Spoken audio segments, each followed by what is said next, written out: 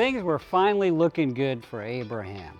The thing that he had longed for his entire life, a son, had been miraculously given to him. And in fact, this miracle boy, Isaac, brought Abraham and his wife Sarah so much joy that they named him Isaac, which means laughter. He was a source of joy in their life. He also was the picture of the promise God had given that one day, through Abraham and his son, he would become a mighty nation. But then God did an unusual thing.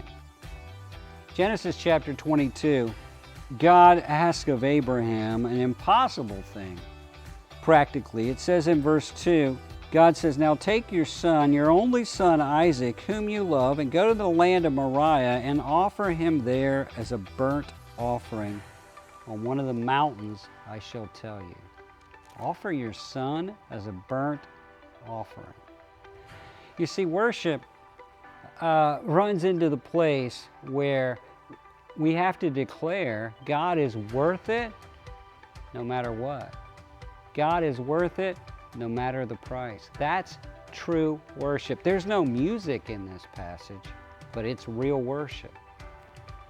Well, Isaac was his dearly beloved son, and it would have been easy, I think, for Abraham to make Isaac a god in his life.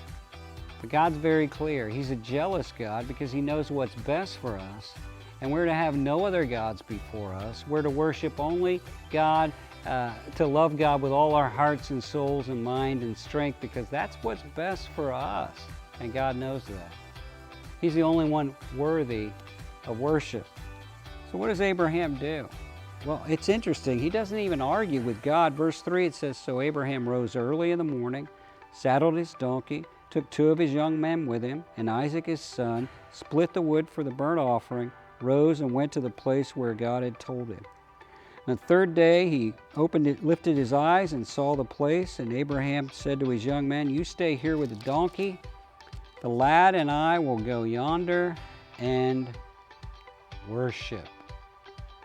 We're going to go worship. We're going to go obey God. I'm going to sacrifice my son if need be. Then he says an interesting thing, "And we will come back to you." Now the rest of the story is Abraham did build an altar, did tie his son up, did put him on the altar, did raise a knife to take his son's life. His son Isaac allowed him to do this because they're worshiping the God who is worth it. And then of course God said, no, you don't have to do that. I just wanted you to see the priority of your life. I wanted to test your faith. I wanted to see your obedience.